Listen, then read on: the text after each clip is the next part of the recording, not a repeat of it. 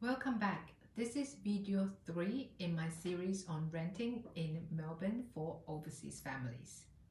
In the first 2 videos, we covered why the market is so challenging and how to build a strong application. If you haven't watched those yet, the links are in the description. In this video, we are covering what happens after your child's application is accepted. The bond, the tenancy agreement, who is responsible for what, how rent increases work, lease renewals, and what to do if your child needs to leave before the lease ends. This is the part most families don't think about until they're already in it. Let's go through it properly. When your child's application is accepted, the first thing they will need to pay before they get the keys is the bond or security deposit.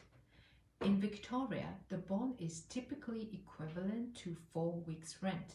So if the rent is $450 a week, the bond is $1,800. This is paid upfront in addition to the first month's rent. Here is something important to understand. The bond is not held by the landlord. In Victoria, it is lodged with a government body called the Residential Tenancies Bond Authority, or the RTBA. The landlord cannot assess it during the tenancy without your child's consent or a formal ruling. This is a strong protection for tenants. At the end of the lease, if the property is returned in good condition, allowing for what is called fair wear and tear, the bond is then returned to your child in full. If there is damage beyond fair wear and tear, the landlord can make a claim against the bond. This is why the condition report on move-in day is so important.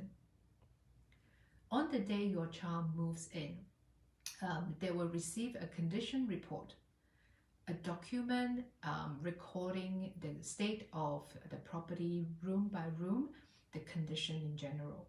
Tell your child to go through it carefully and photograph everything. Every mark on the wall, every scratch on the floor, every stain on the carpet. This documentation is what protects the bond when they eventually move out.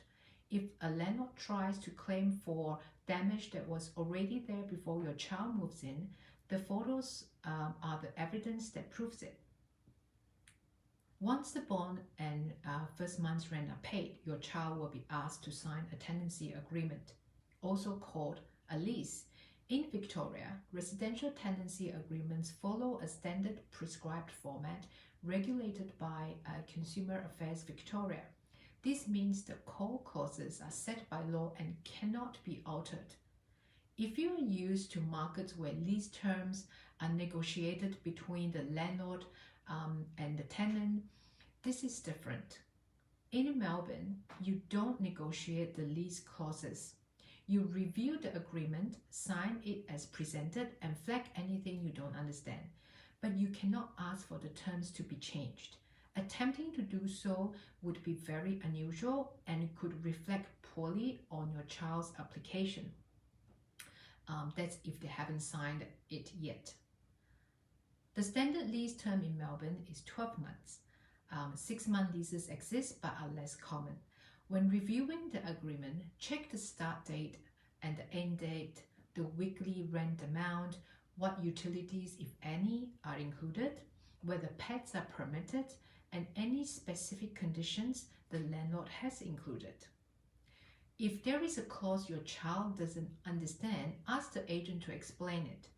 That is completely reasonable. What is not typical in this market is asking for clauses to be removed or rewritten. Read it carefully, understand it, and if you have a specific legal concern, seek independent legal advice before signing it. We review leases for our full rental assist clients before they sign anything, flagging anything that needs attention in plain English. If you like that peace of mind, the details are in the description. Victoria has some of the strongest tenant protections in Australia, And I want your child to know what they're entitled to, because many international students don't assert their rights simply because they don't know them. The landlord is responsible for all structural repairs and maintenance, all essential services like electricity, gas, water systems, heating, and any appliances that were included in the lease. If the hot water system breaks, the landlord must fix it. If the heater stops working in the winter, the landlord must fix it. These are not optional. They are legal obligations. Urgent repairs, which includes things like no hot water, a gas leak, a broken heater in winter, or flooding, must be addressed immediately. If the landlord cannot be reached or fails to act, the tenant has the right to arrange the repair themselves up to a certain cost limit and then be reimbursed. The tenant's responsibilities are simpler. Keep the property clean and in good condition. Do not cause damage beyond fair wear and tear. Change light bulbs. Keep the garden tidy if it's included in the lease. Report any maintenance issues to the agent promptly in writing, not just verbally. Agents conduct routine inspections of the property, typically every 3 to 6 months. It's required by law. Your child will receive a written notice at least 24 hours in advance. These are standard and nothing to be anxious about. They are simply the landlord checking that the property is being maintained. Rent increases in Victoria are tightly regulated, and this is a significant protection for your child. A landlord can only increase rent once every 12 months. They must give at least 60 days written notice before the new amount takes place. The increase must be stated clearly in writing. Verbal notice is not sufficient, and the notice must specify the new amount and the date it begins. If your child receives a rent increase notice, check 3 things. Has it been at least 12 months since the last increase?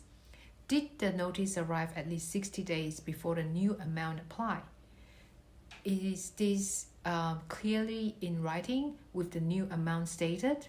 If any of these conditions are not met, the increase is not valid. Consumer Affairs Victoria can advise further if needed. When the 12-month lease approaches its end, your child has 3 options. Renew on a fixed term, usually another 12 months, potentially at a new rent. Move to a periodic tenancy, the lease continues month to month, or give notice and move out.